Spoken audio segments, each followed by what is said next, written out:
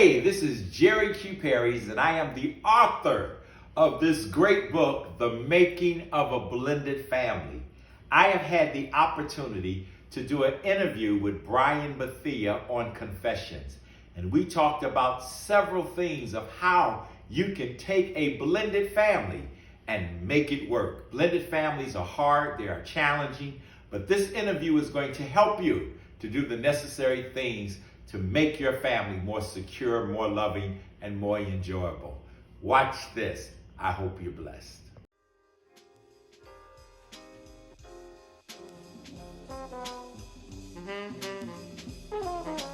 Peace, everybody. Confessions. Peace, everybody. Confessions. Peace, everybody. Confessions. You are listening to Confessions with Brian T. Bethea on 102 Jams.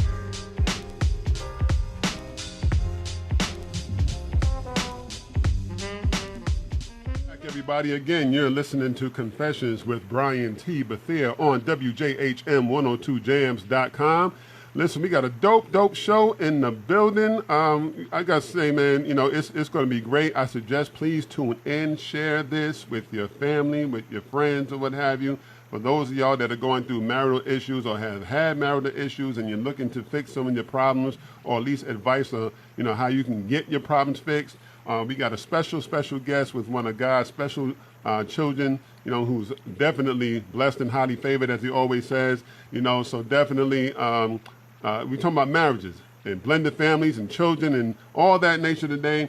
Please welcome to the show, Mr. Pastor Jerry Q. Parris. How are you, sir? I am fantastic, man. How are you doing today? I'm doing fine, and thank you very much for coming down to do my podcast with me. I'm honored. Absolutely. Now, he is the author of the book called The Making of a Blended Family, the new norm for the traditional family. And I want to first start with my first question was, what inspired you to go ahead and write the book? What inspired me was my own blended family. Me and my wife came together. I had 2 children from a previous marriage. She had 2 children from a previous marriage. And we came together, I like to say, it was not 2 people coming together, but 2 histories colliding. And there was not any information of how to blend those families together. And we didn't even know it was called blended families. And we had a lot of challenges when we first came together. There were some things that her children, she has a daughter, Jamise, that was incredible. She has a son, Ryan. I had a son, Jason, 2 sons, Jason and Justin. And there was a lot of dynamics by us just coming together. Before one word was spoken, there were some dynamics that came into play that if you're not aware of those dynamics, it could be a challenge for a marriage at the very beginning. While you're standing in front of the preacher, challenges are already taking place. That girl that's in that daughter has a daddy's heart. So she is already connected to her father.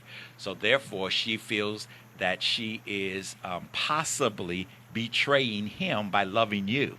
And so even at the very beginning, she, depending on how young they are, she has to navigate through that with her own personal biological father before she can release any love to you. And if you don't know that coming in, you're thinking that this girl got a horrible attitude, you know, but it's not that. She's protecting her spot in her heart for her father.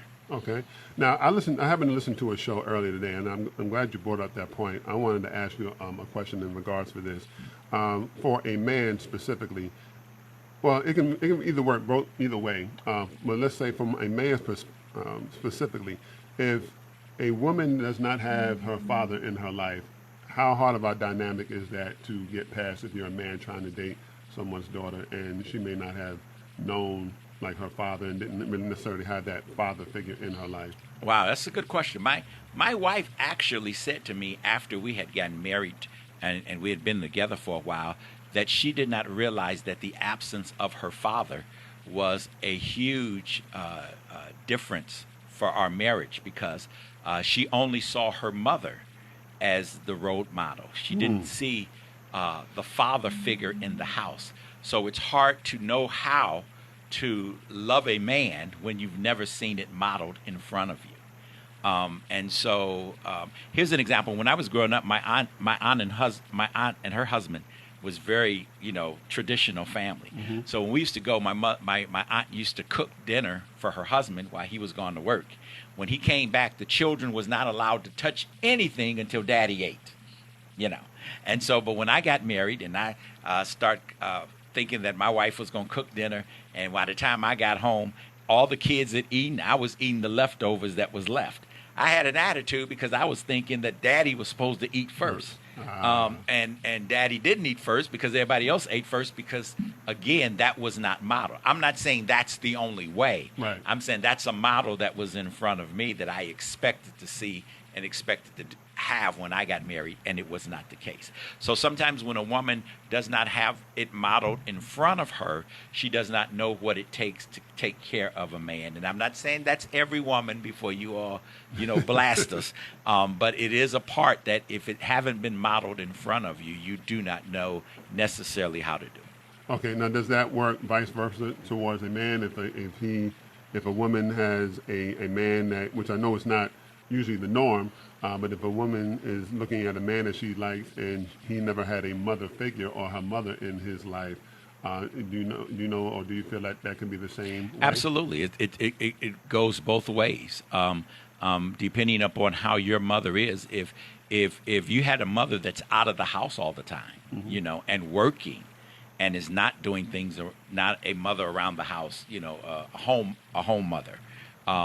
You see a woman's position in the house differently, and so it works both ways. You only can do what's been modeled in front of you or what has been the example.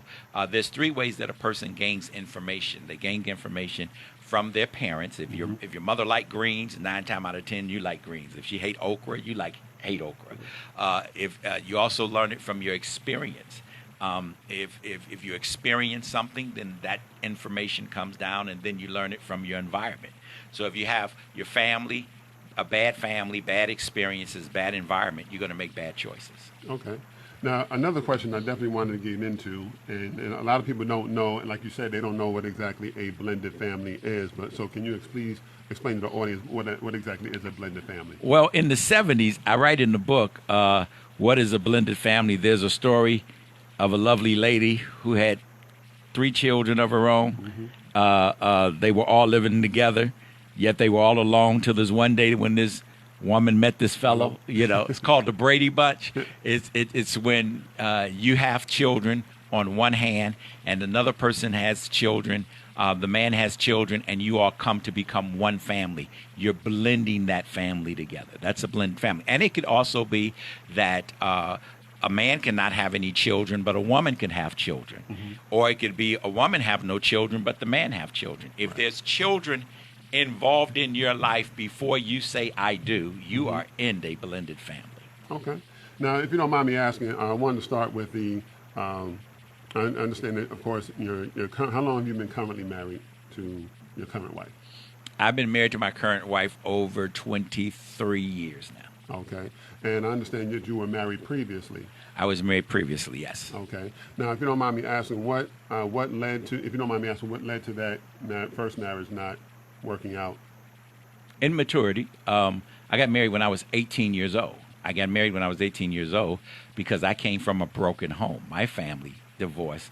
My mom divorced when I was 13, and my mom and dad did, and they left and went the separate ways. And when they did, I ended up kind of raising myself. I talk about this in my book a little bit. And so at 18 years old, I'm out on my own, and I probably got married because I just didn't know what else to do. I didn't have any role models in front of me at that time. I had them in church, but I mean, you're in church for what, 2 hours, roughly, so right. 3 hours in a week or whatever. So I did not get an opportunity to be with them to guide me in those early stages of my life. Okay. And so from there, when I got married at 18 years old, and things start happening, and I didn't have the proper counsel to work it out. Okay, so if you don't mind me asking again, what led to that final breaking point where it's just like, this is not going to go out, this is not going to work out, I need to go ahead and move forward with? Well, we had such a bad communication, didn't know how to communicate. Finances, we were young, work, finances, dollars, money. And I remember sharing with my wife at the time that we needed to go seek counseling. And she refused to seek counseling. And I said at that moment that if we didn't get counseling, then I couldn't stay in the marriage. And then we broke apart. And after we broke apart, then other things start happening outside of us breaking apart because we're young and all of the above. And so what we really separated from wasn't really the reason why we got divorced. It was the other things that happened after we separated. Gotcha. That made it more difficult to get back together. Okay. And in regards to that, how difficult was that process, especially with children involved? How was it going through that process of getting divorced and explaining to your children that, all right, this is what mommy and I are going to do? How was that process? Devastating. Okay. Devastating. I think divorce is one of the most devastating things that happen to our children, although when our children are in it, they don't realize it. Right. While we're going through the process, they feel they're okay. But we are still seeing residual effects from our children, we believe, that was a result of our divorce, the result of my mother and dad's divorce. I had a lot of insecurity. I wanted people to like me. But all of that came from the divorce. Right. And in fact, me and my wife we both agreed that if we could have gone back, and we have an incredible marriage. We love each other. We enjoy being with each other. But we said if we could go back, we would not do the divorce. We would stick it out until our children was born. Okay. Now, I want to... Or not born, but grown. Gotcha. Now, you kind of dispelled the myth, and I want you to delve just a little bit deeper into that, because there's this myth that we as men don't feel or don't have any emotion compared to women.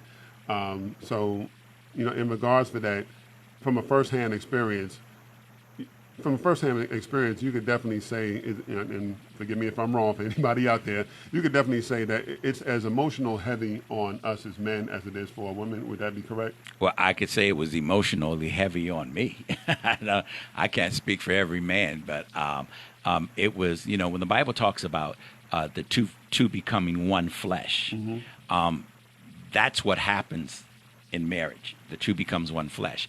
When you get a divorce, it's the tearing away of the flesh.